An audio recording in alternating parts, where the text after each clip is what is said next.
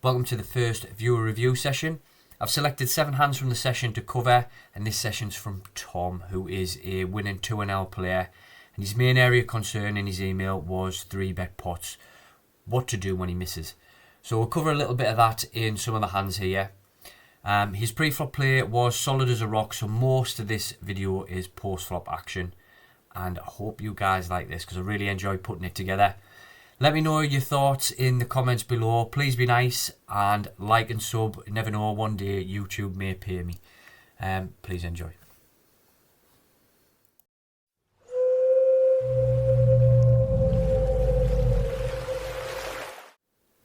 The first one I want to talk about, I'm going to cover this ace-queen hand on table 1 and just talk through my thoughts on it. So we've got an open under the gun and then we've got a flat caller in the cutoff. This is why on the Zoom tables there's a lot of talk about not flatting, because you do see a lot more squeezing on these tables. This size I really like, so we've gone 4x for the initial open and then we've added another 3 big blinds because we've got a flat caller in the cutoff. So I love the sizing. If we think about villain, and our main villain is going to be the initial raiser, because the flat caller can't have any really strong hands, can he? If he's flattening the cutoff, he shouldn't have queens, kings, aces. He shouldn't really have ace, king, and he probably won't have jacks. So his range is pretty rubbish. Our under the gun opener, his range is anything. We don't really know much about him. But if we think about it, how often do you see people re-raising from the big blind? It's not very often. And when they do, it's normally a 2NL and 5NL, especially a pretty tight range, because people are quite happy to just call. So if you're raising an open there, if he comes back over the top of you, it's going to be a really tight range. Probably worst case, jacks and ace king. It's probably the worst hands he's got in his range here. Unless he's an absolute whopper with a 50-60% VPIP. So he then comes back over the top and he sizes it egregiously large. There's no need to go more than 3x what you've made it here. He's in position on you as well. That's very large. If they're bluffing with stuff like ace king, and if you think about it, you'll have seen it a million times. What do they normally do in this spot if they've got ace king? They normally just rip it in. They don't bother sizing the bet up properly. They'll just rip the full stack in. So this, I really like it when you find the fold button. I think it's a good fold. We're looking at table 1 again for this hand. So we've got an open there, a flat call on the button, and then we've completed in the big blind. And we see a paired board flop.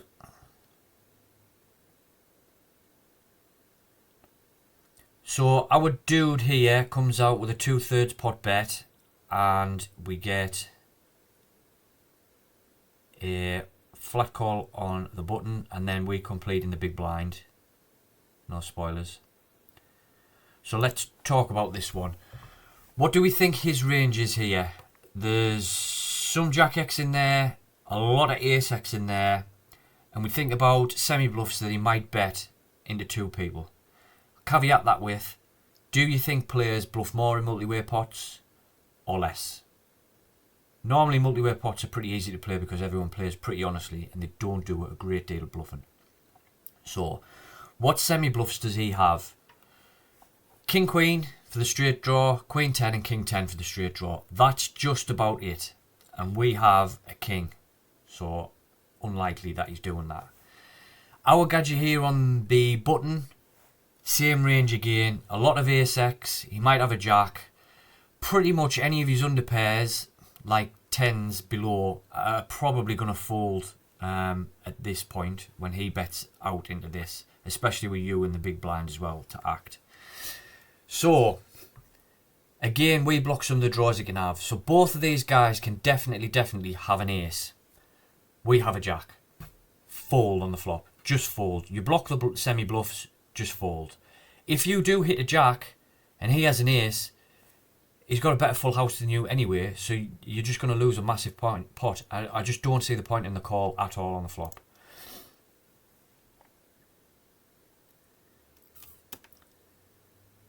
And then we'll go for a check. This guy's annoyed. He's probably got queens or kings or something here, and he's annoyed because one of you has an ace. Checks to the guy on the button again, and he bets out around about half pot-ish. Again, I would have folded flop. I definitely wouldn't be calling here.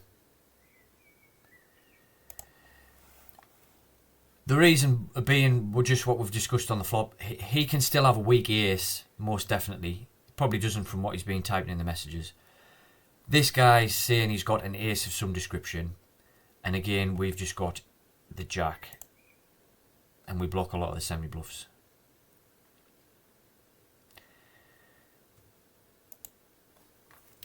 So he's jammed here. If you were bluffing, so we'll reverse the roles over and put you on the button.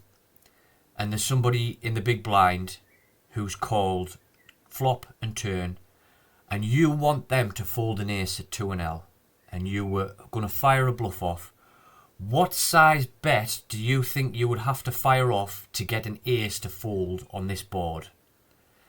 I don't think any size bet at 2 and L is going to get an ace to fold on this board. It's just never ever a bluff at 2 and L. It's never a bluff at 5 and L, and it's never a bluff at 10 and L. All day long he has an ace of some description. So I really don't like it when you take a bit of time and flick the call in, for all of the reasons why I've discussed already. You block all of the semi-bluffs. Multi-way pots are less bluffed than pots with just one caller in. And the way he sized that river there, he's just getting greedy and jamming his ace in, whatever ace he's got. So I don't like that hand. If you think about how we've broken down there, he's just got no bluffs. It's value all day, so don't like that one at all. Just fold on the flop there. There's two other people in that pot. You don't have top pair, just fold. Keep it simple and fold. Again, we're on table 1. This is just a short one. So we're getting open from the cutoff, and you go for a flat in the small blind.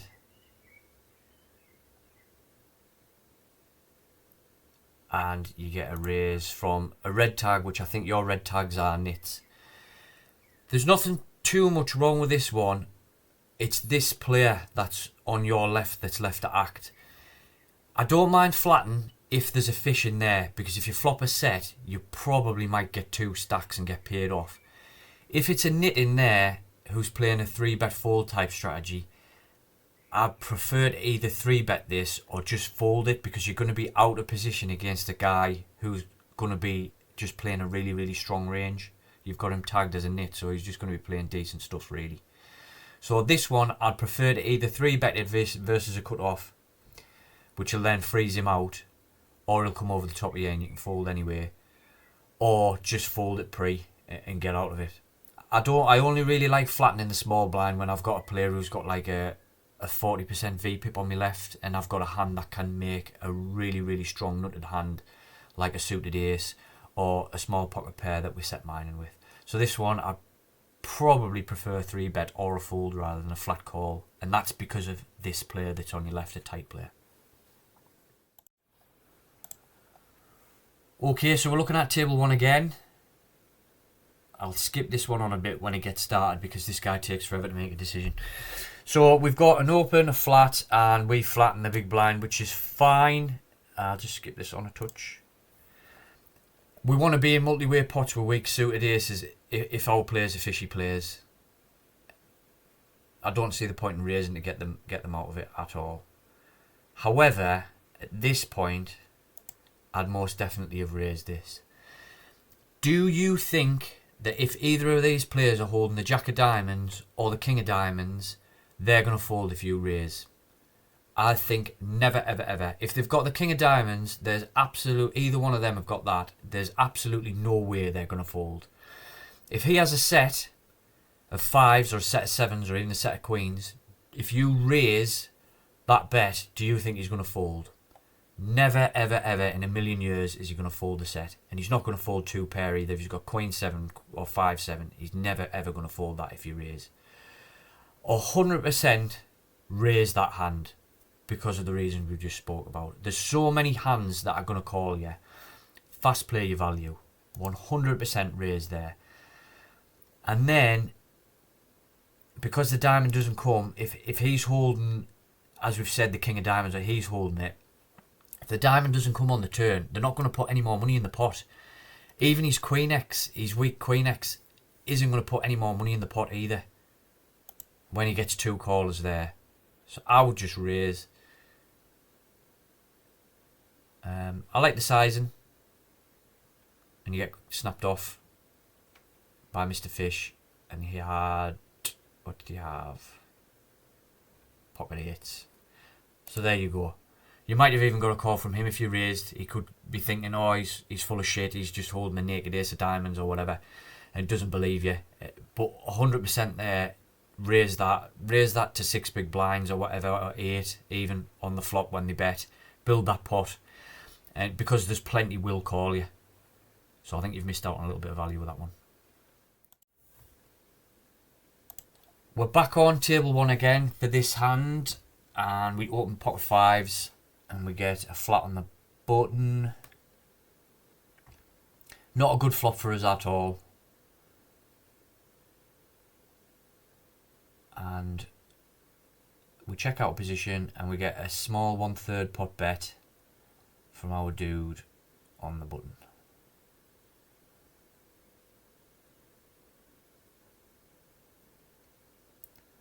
And this is what I don't like. So his range flatten on the button, a lot of suited connectors, stuff like 8-9, 7-8, 9-10, Jack-10. King-Queen should really 3-bet, but it's 2 and L, he might not, so you could have a lot of that. And then he's got stuff like King-10, Queen-10 as well on top of that, which he might pop a little feeler bet out with and try and take the pot down. Why I don't like the re-raise here, the check raise. This hand, if he calls, it's really difficult to make it a strong hand. You've only got 2 cards, another 5, which will give you a better hand than what he's got if he calls. So, I don't like using this hand as a bluff. If you're going to check raise, better hands to check raise, any 10x, any 8x. So, ace 8 of diamonds, ace 8 of clubs, ace 8 of spades, anything like that that's got some backdoor equity as well as turning a straight. It can turn you a flush draw as well. Those type of hands are much better to use as a check raise, as a bluff. This hand has showdown value. There's no point in turning this hand into a bluff, because if he's firing a 1/3 feeler bet out with Queen 10 or King 10, we can just call, evaluate turn. If he bets again, we can call, and if he bets river, we can probably fold, because not very often they triple barrel a 2 and L. This hand has showdown equity. You can win at showdown with this hand.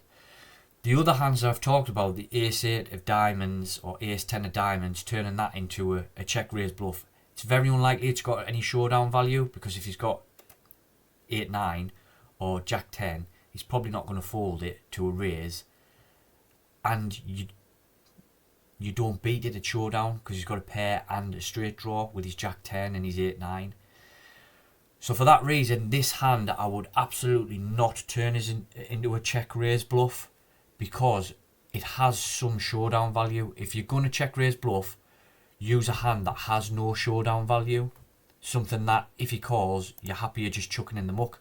I would have been happier calling a turn bet there for 2 big blinds, evaluating what he does here when check 2, and then trying to get to a cheap showdown. Like, I mean, what's a 3 big blind bet there? What is that? He probably has. He's probably got Queen 10 or King 10 there, and he's just trying to see the next card for as cheap as possible. If you'd have just checked to him on the flop, called the small bet size, checked again, turn, called the small bet size, and you can evaluate river, see what he does. And if all his draws have bricked out, then there's a decision there to be made. Do you want to call? What type of player is he? Is he a whopper? Then call. If he's fairly tight, a tight player would never bet that size anyway. You can then make a decision to fold. But as I've discussed, not doing it to death. A hand that's got showdown value, there's no point in check raising it as a bluff, especially when he only bets out small. You might as well just call that bet and try and get to a cheap showdown, and you might have the best hand. We'll look at the ace queen on table 1. So we've opened and we get a flat in the big blind. You go for a half potter, just over, and our guy goes for the flat call. So what range do we put him on? Queen X, plenty of 7X, plenty of King X, drawn hands, ace 10, jack 10, 9 10, lots and lots of draws there. And the way I play, I tend to go, if I've got showdown value, I like a half potter, a check, and then evaluate river and try and bluff catch. So our gadget in the big blind comes out for around about half pot bet. And I think if you have a think about his range of hands we've just talked about, he can have 7, 8. I think if he has 2 pair here, he goes way bigger. Way bigger. I don't think he goes half pot at all. Especially when you check. So what's missed? All his jack 10 offsuit, his 9 10's missed, his ace 10's missed. You block some of the diamond draws, obviously having the ace of diamonds, but all his raggy diamond stuff misses, his 5 6 of diamonds and all that type of stuff. So there's plenty of reason to call. So when you do flick the call in, especially for half pot, as long as you're thinking about why you're calling and you're not just automatically clicking the call, I think it's fine. I haven't got a problem with that at all. It's a fairly standard call, really. There's tons of stuff that's missed there. So what I'm getting at is, as long as you've got a reason behind your call and you're not just clicking call, you're actually thinking about, what hands could you have called with that have no showdown value that would then want to bluff river before you click call. It's great. Last time we're going to look at is a pocket 10s on table 2. I've tried to record my thoughts on this one about 6 or 7 times now and I end up rambling off, so I'll try my best to keep it simple and short and sweet. I like the bet size, I like the raise size, maybe go a little bit bigger.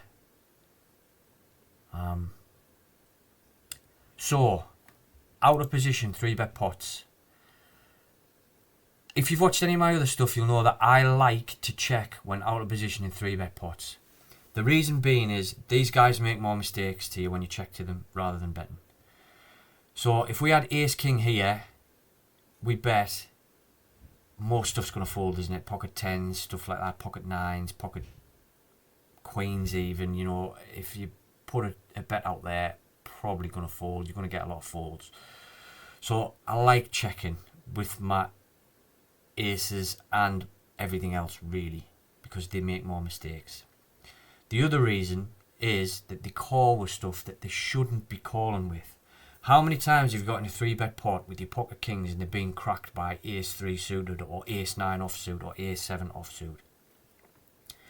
They call with stuff they shouldn't call with. So I like to check and make a decision based on their bet size. With this particular hand that we're holding here, I would pretty much check fold this. If he bets, obviously. Because what are his semi-bluffs? 9-10 suited, Queen 10 suited, King 10 suited are his semi-bluffs. He'd gut shot straight draws or up and down straight draws. We block a lot of that because obviously we've got 2 10s.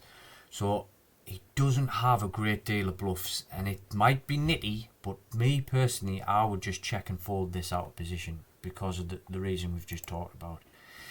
Or reasons. If we bet, he's got tons of raggy aces in his range that we can call with. Even Jack X would probably call. And then we're sort of stuck now. Oh, what do? We check, and then if he has a heart draw, he's picked up a backdoor heart draw, he bets it, we're just going to fold. That screams Jack X, that bet size to me, to be fair. So, hopefully that explained why I like to check out position. and then we'll just evaluate on what he bets. And what you're holding blocks a lot of his natural bluffs, his semi-bluffs there. So I would personally, with that one, I would have just check folded it.